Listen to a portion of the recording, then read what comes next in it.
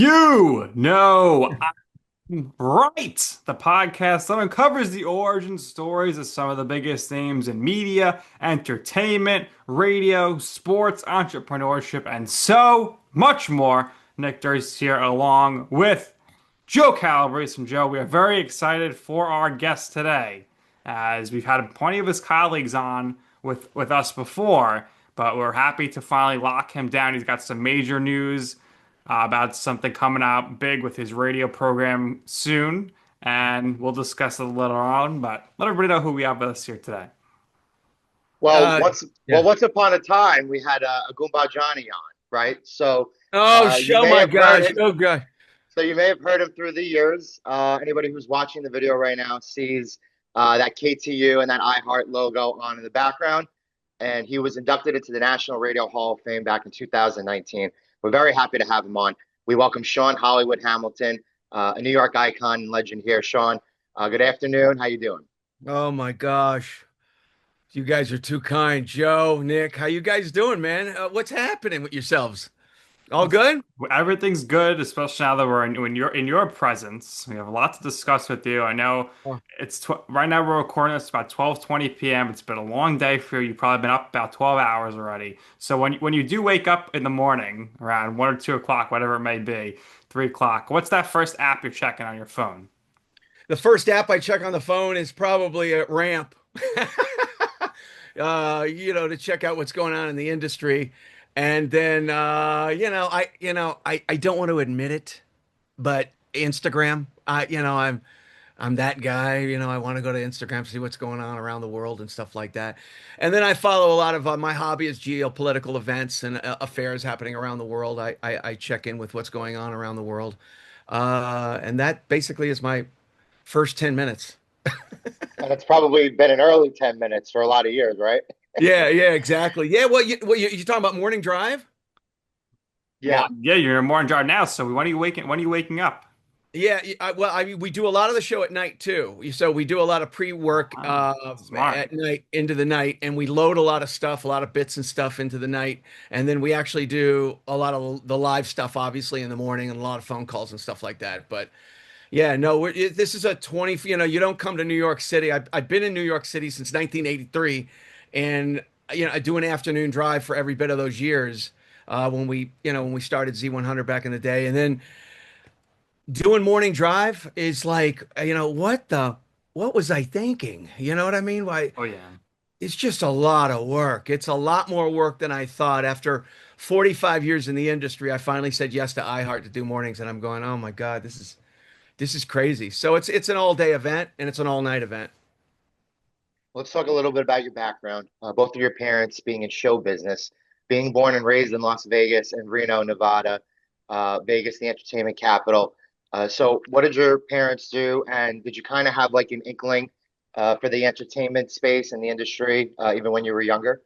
Yeah, I was raised with showgirls. My dad was a very famous Las Vegas showgirl producer. He, Folies Bergère and all these lounge with the feathers. And I grew up as a little kid backstage watching girls come back and forth undress and women. And it was really a crazy experience growing up in a Las Vegas, show business household with my dad, Al Bello. He was a pioneer in the Las Vegas showgirl industry. And then my mom sang with Harry James, and my mom sang with a lot of famous singers like Buddy Rich and the big band era. She was very a big vocalist back in the 50s and 60s and 70s. So yeah, growing up in that environment kind of helped me prepare for, I guess, being a DJ. You know, I guess. So it seemed like you always wanted to be a DJ because you started your DJing radio career in high school, working out of a closet at home with your illegal pirate radio station. So Yeah. how'd you get that started off the ground? My best friend's father was a engineer in Reno, Nevada. So he was an engineer, my best friend's dad. So my best friend at the time had a lot of, he had a lot of knowledge about how to operate a radio station. So we converted different components as little as ham and CB radio to the AM band. We mixed them both together and we came up with a pirate illegal radio station in the basement of my house. And that lasted, that lasted not even 6 months before local radio stations called the FCC, and the FCC showed up on my doorstep and knocked on my door and said, let me talk to your parents, kid. And they came to the door and they go, "What the hell are you doing down there?" I go, on a clear day, I was only talking to about 12 people in Reno, Nevada, but it spawned off to get them writing a movie about it with Christian Slater, and yeah, yeah, that's how it started. So I would say live from your mother's basement, but Nick, yeah, exactly. Nick's laughing at that. Yeah, right. Yeah, we'll get into that after. But let's talk about your first real radio job because as Nick and I more recently, graduated within the last 10 years, getting your first media or communications related job, especially coming out of school, is incredibly difficult. Finding the right fit for your first real radio job, most people have to start in really, really small markets, middle of nowhere, to kind of try to get their foot in the door. So, what was your first real radio job and how did you get it? Well, it was through that pirate radio station that the program director who kicked me off the air on my pirate gave me my first job in Reno, Nevada. So he actually put me on from 2 to 6 a.m. in the morning back in 1979. And it was a whole lot easier to get into radio those days. Well, you know what? Now that radio is becoming such a disaster, uh, it is easier for people, I think, today to get into radio. All you have to do is become an intern, work hard, in promotions and sales, and then it might. I'm not sure if it was easier back in '79 to get into radio versus today, but an internship is the best way to go. Broadcasting school is not a bad way to go, but radio tends to love to hire somebody who's come up through the ranks. Just get in You the know, building. Right. yeah, exactly, exactly, exactly. So, Yeah. yeah, so yeah, my first job was Reno. Yeah. So let's Uh, talk about at the age of 20, you become part of the original Z100 station. I think it's a great story, Joe, that's trying to tell about how you never know who's listening, right place, right time. But how did that come to be for you, Sean? I went from Reno to Monterey, California, Monterey to uh, to Long Branch, New Jersey, back in '82. 80, yeah, yeah. I forgot. I'm an old guy, so I'm kind of forgetting some of the dates. But Scott Shannon was flying from Newark to Tampa, the famous, legendary Scott Shannon flying from Newark to Tampa. And as in those days, in the '80s, you were able to listen to the radio on a plane. And Scott was always known for monitoring radio stations as he flew in and out above that particular city or town he was flying in and out of. And at the time, he was just left Newark, flying right over Long Branch. He was listening to me on the radio. He caught me like maybe two breaks. And then he called me as soon as he got to Tampa, wanting me to come to Tampa from Long Branch to join him at my first professional radio station, which was Q10, I think it was Q105 or Q106, but I forgot what it, but in Tampa. And then he brought me to Z100. Yeah. So, And Joe, the lesson here is you never know who's listening. So, and somebody could be listening to us right now, and we could be on the radio tomorrow, which would be a good idea for some program directors to sit to I was gonna make some say, I money. think that's a great idea. I don't know, man. Podcasting is the way to, podcasting is when you have that niche and you have Yeah. that sizzle going, I podcast. think the way to go, Sean, is what you're doing now, which is the radio with the video component. And that's what the podcasting is now as well. Yeah, Any we just pushback started from that, by the you? way. Any Yeah. pushback from you personally with getting video for your morning show? Yeah, there was a lot of pushback from me because I believe in the theater of the mind. I'm really Yeah, not, but I understand why it was so important for us to go. And it just happened, Nick. It just recently, happened. right? Yeah, it just happened a week or two ago. We just started going visual.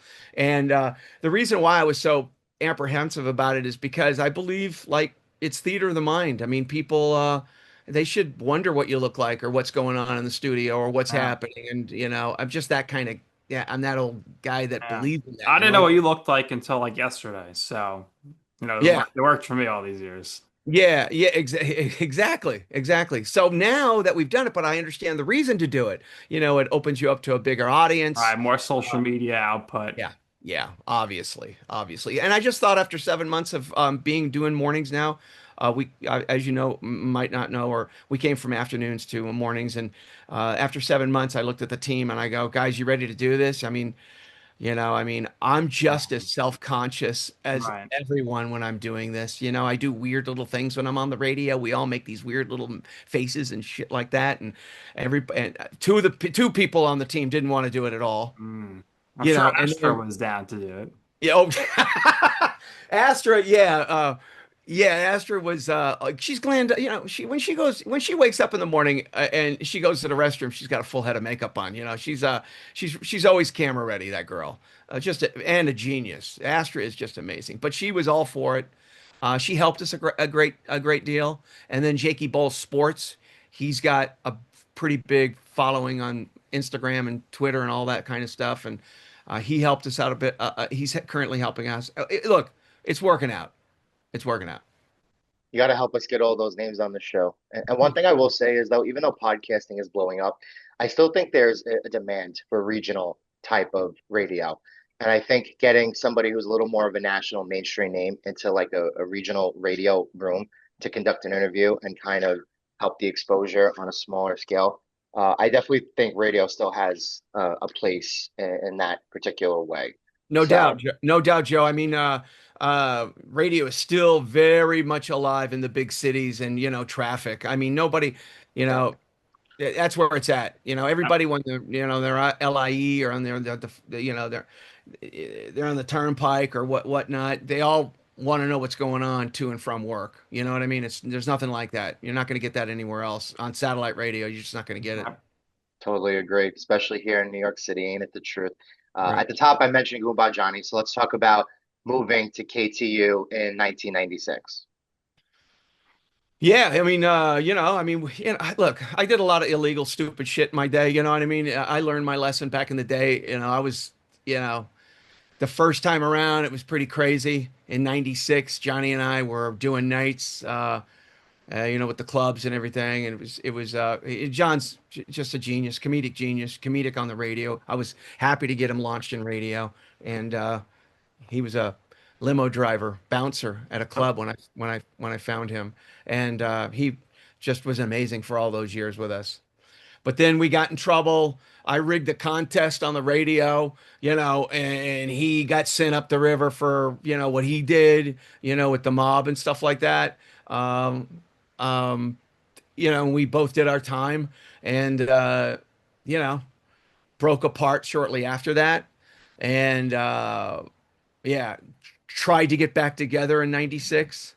Uh, or no, we tried to get back together and I forgot what year it was, and we made a go of it and did very well, but then broke apart again, you know. Yeah. But I wish him nothing but, incredible success and luck. So let's talk about your nickname, Hollywood. How did you get that? Did you give it to yourself? And when did you start going by Hollywood I, Hank? you know, I wouldn't have the balls to give that name to myself. In fact, I regret it to this day. I'm 66 years old right now, dude, and I'm actually calling myself Hollywood. I said to myself when I first got into radio when I was like 20, I said, if I'm in my 60s still calling myself Hollywood, somebody shoot me. And here I am. You know what I mean? I'm doing it.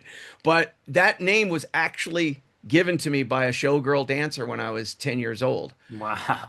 I was sitting on a stool backstage, I think it was at the Stardust Hotel and Casino before they tore that down. And back in 1969, a dancer was coming off doing a change of clothes. And my dad always, when I went to work with him to watch him work as a producer in Vegas, he would always make me wear a tuxedo. So the dancer came up to me and said, "Oh, look at you." And she adjusted my tie when I was sitting on a stool backstage. Said, "You look at you. You look like little Hollywood." And ever since then, Wow. it stuck with me for all those 56 years. years later. What an origin story. I love that. Like that. Yeah, I do too. So with you and your program, Afternoons on KTU. We all know it, we all love it. War of the Roses. But what was the brainchild behind that? And some big news with War of the Roses currently Yeah, as well. yeah. First of all, big shout because I'm going to promote this. Big shout to everyone that listens to us on the radio here in New York and in the iHeartRadio app around the world. But War of the Roses began back in the early '90s. I came up with something. iHeart, before it became iHeart, was Gannett. And Gannett Radio sent me to a AAA farm camp in Riverside, San Bernardino, KGGI. And I was being primed and conditioned to take over Rick Dees' spot. And it was while I was at the AAA farm camp, I came up with something called Bait Your Mate, which was essentially War of the Roses. And it took off, and War of the Roses became so huge, I think it was 1993, that Rick Dees invented something to combat that because he knew I was down there gunning for his job and they were priming me because he was on his way out. So he came up with War of the Roses to combat Bait Your Mate. And War of the Roses became a hit for Rick Dees. And then what happened was Ryan Seacrest gets this little show called American Idol. He went to an audition, got it, and Gannett changed their mind and hired Ryan Seacrest to take Rick Dees' job. And Ryan Seacrest continued with War of the Roses. So what happened was when we came to uh, all those years later, when we came back in '96, when Goumba and I came to KTU, somebody was already doing War of the Roses and we took it over. But what we did with War of the Roses in New York is we turned up the heat. There's homicides, there's murders, there's stabbings, there's people. It's a whole different level of War of the Roses. Ryan Seacrest, it's like War of the Daisies over there. It's like, it's a little bit more calm. You're in California. You're not going to Yeah. be able to you're not going to be able to get away with a lot in California. But we took it to another level. And when we took it to another level and added more drama than comedy, the thing just blew up. We went to immediately 3.9 million downloads, and now it's being turned into an animation series. So animation series, that's huge. Is that going to be, just going to be taking the calls, right? They're going to be animating it and it'll be Yeah. available on iHeart. Yeah, we take the calls, which are all real stories. Yep.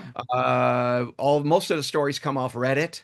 All these heavily dramatic, sick, morbid stories all come off Reddit. We call the people that have gone through it.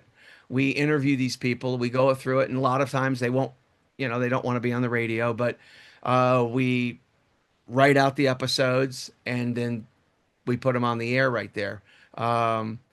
But yeah, so that's how we get the stories and shit. But and then I got approached to do this animated thing from a Boot Productions, which is a really high-end animation company.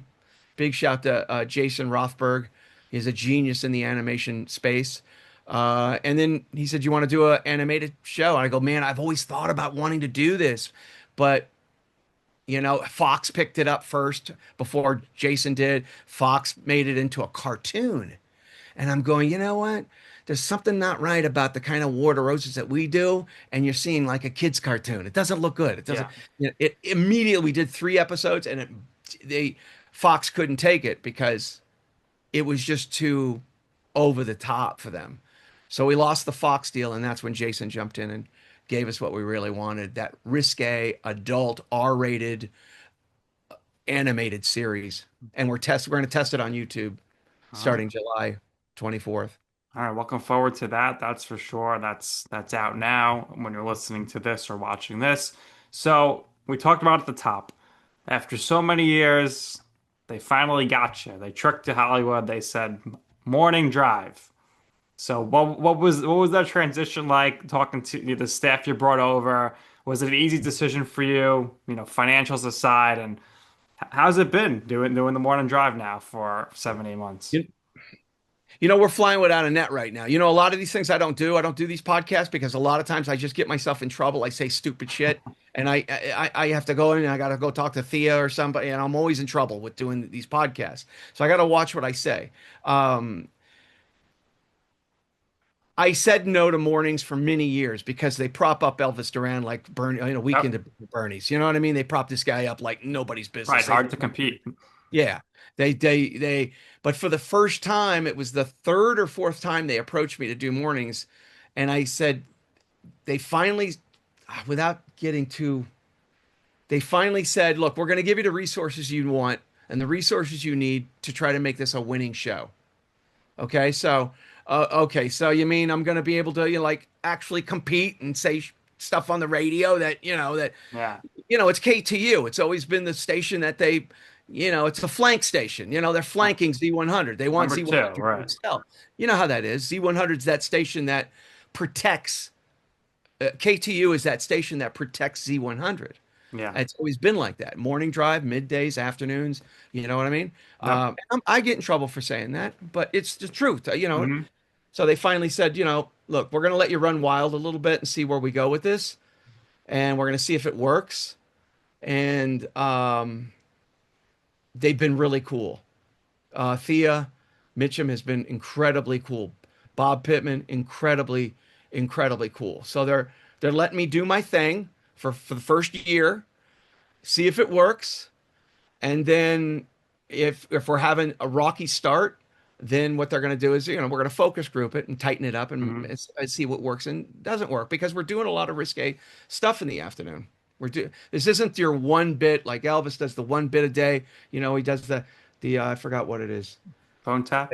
Yeah, yeah, yeah. We're doing 4 or 5 bits a Yeah. week like that. Yeah. High impact drama, War of the Roses type features. Yeah. And because War of the Roses was such a monster hit, Nick, in the afternoon, we said, well, why don't we bring this type of drama to mornings? So that's Absolutely. what we're doing. That's what we're doing right now. So hopefully it'll work. We came from 15th to 5th. When we took over 7 months ago, we were in 15th. We're in 5th right now.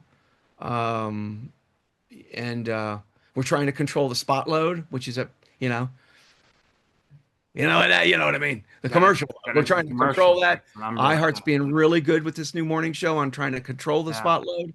Uh, So what's but it been yeah, formulating the chemistry here between you, Marie, and Astra, adding into the three hosts mix?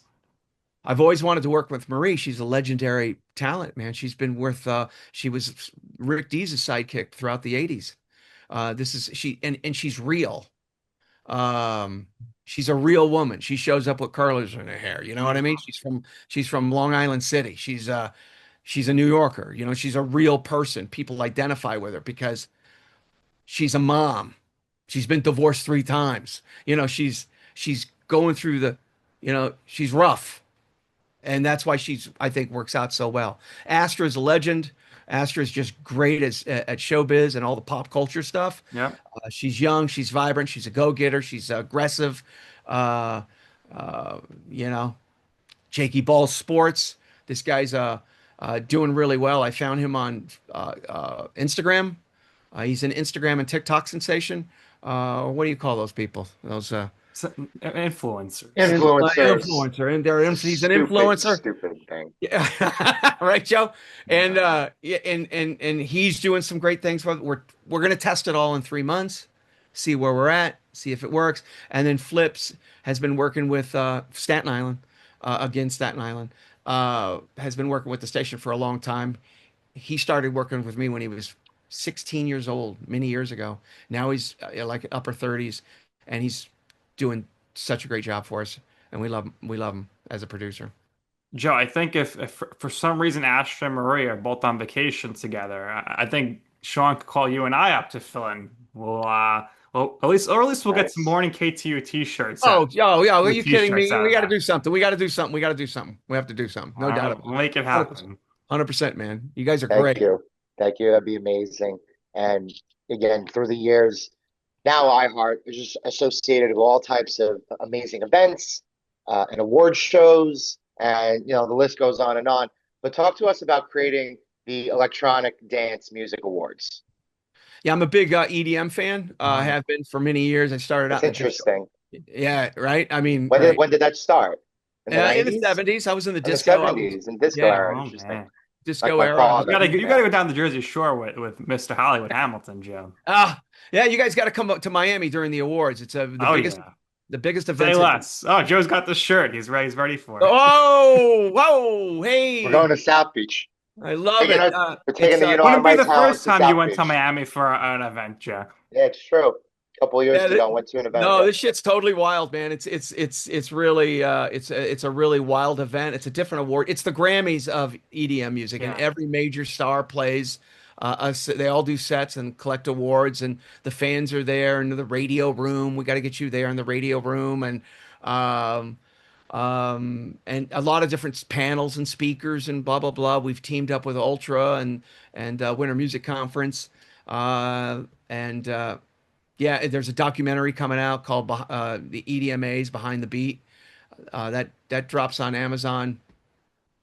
Jeez, I think we're just at the tail end of production now, but yeah, no, I love electronic dance music. So I decided with Jared, my partner, Jared Overeem, to because there was no accolade for EDM music. You have it for Yeah. country, you have it for pop music, you have it Grammys, you have this, blah, blah, blah, blah, blah, but you don't Right, have you have anything. all the individualized focused awards, Yeah. country music, And here is the big. old award. I wish I had a new award. This was the old award just up until. Oh, excuse me, you got a shot of my ass there? I'm sorry. That's good. Thankfully, Uh, this is live radio. Anything Yeah, happen. this is the jog wheel, and this Yeah, is what look at it that. looked like.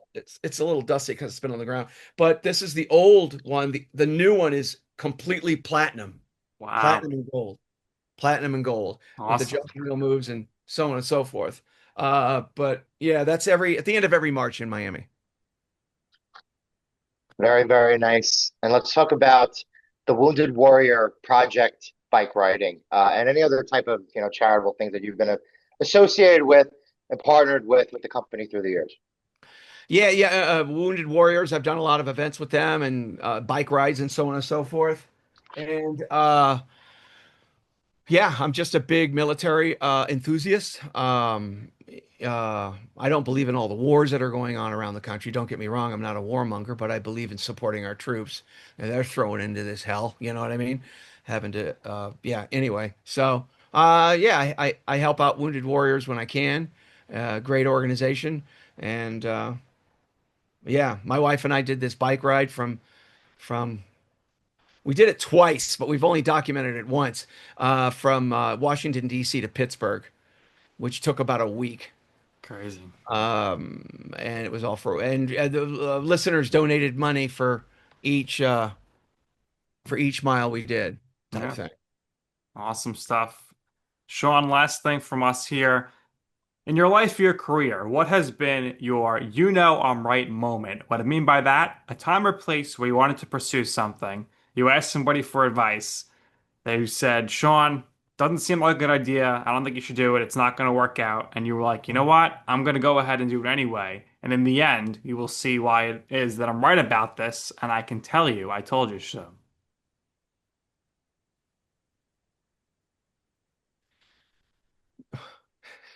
Lately, it's War of the Roses animated series. Okay. Everybody tell me it's never going to work. It's just not going to work. It's not. And I don't care what kind of team you got. It's just not going to work. And that's I went ahead and I'm doing it anyway. So let's see if it works. That's It'll work. It'll from work. Of course, it'll work. well, yeah. Yeah. I mean, I'm a prepper at heart, so I prepare for the worst and hope for the best. But we got the brightest minds in animation on this project. My partner Jason Rothberg that I talked about is just a genius in the field, and not to mention our director. Big shout to our director Kevin Sharpley, and our creative director. Gianfranco, these guys are geniuses, and with them, hopefully it will work. But that would be the one moment that everybody said, "No, I don't think so.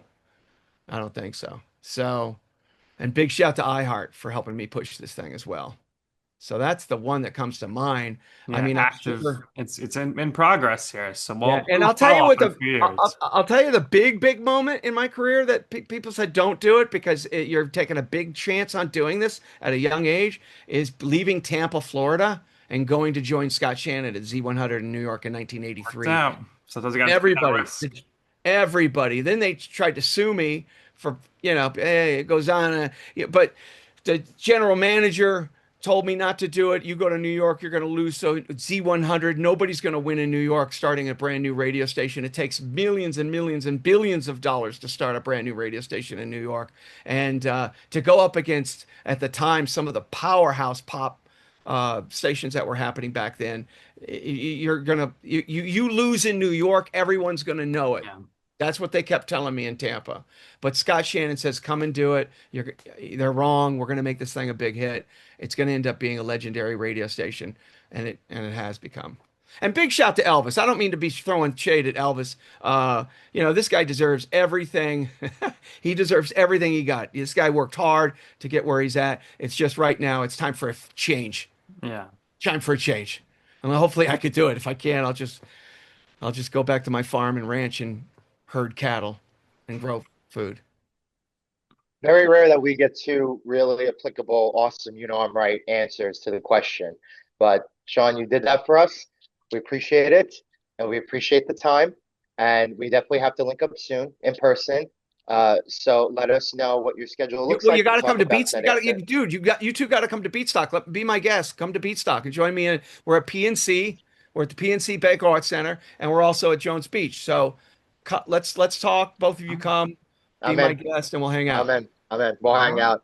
We'll have a great time. Thank you. Sean, what we do here is we always give our guests the last word. So please tell everybody, our listeners and viewers, where we can find you. And if there's anything else you personally like to share or promote for yourself, by all means, go ahead. We thank you for doing this with us. And again, once again, we really, really appreciate it. Yeah, and thank you, Joe, and thank you, Nick. I appreciate it as well. I mean, I really do. To give me this chance. To spit, my new show. So Water Roses, it's iHeartRadio.com. We're testing it on YouTube. We have Netflix looking at it very carefully right now. But we need everyone's support. If you can even if you hate the show, subscribe. Just give me a like or something. You It's watch all it about once, the give it a like. engagement. Thumbs up Yeah, or thumbs down. Either Exactly. way, it works yeah, out to either me. way. Yeah. Exactly, Nick. So it's iHeartRadio.com/Water Roses. iHeartRadio.com/Water Roses. And of course, Instagram, it's Hollywood Hamilton and the other things that they do over there with the Twitter and Yeah. I don't know what they call that now, X and stuff like X, that. all But that jazz. yeah, I'm over there and yeah, just yeah, thank you. Sean, we appreciate your time. I don't do many podcasts, so we are very thankful that you came on with us. So that's going to do it here for this episode of Oh, wait, wait, You. wait, wait. Oh, I'm sorry. I'm sorry. KTU. I can't, Can't forget KTU. They're only in oh the Watch my background. God. and listen to the morning show. Oh, Listen to the no, morning show. KTU in general. I just let me pimp KTU real quickly. Yep. Chris Conley, well, he's never gonna let me. Just yeah, KTU, KTO. Yeah, There we go. 103.5 in New There York you go. on the Thank you. radio. Wow. Thank you. Check it out. Sean, this has been great. So this is going to do it for this episode of You Know I'm Right. For our very special guest, Sean Hollywood Hamilton. I am joined, of course, by my co-host Joe Calabrese, and I'm Nick Durst, and this has been You Know I'm Right.